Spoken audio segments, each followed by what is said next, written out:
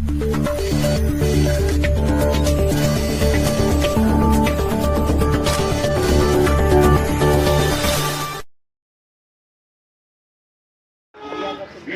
থাকুন।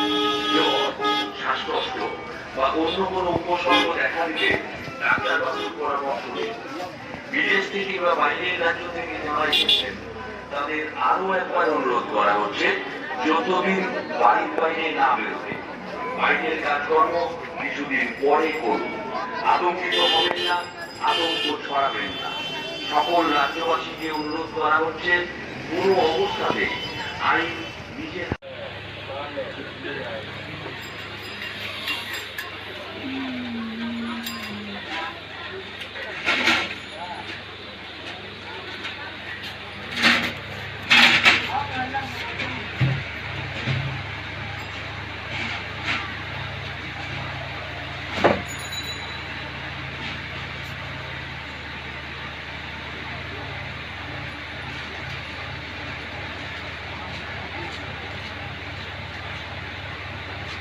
হুম।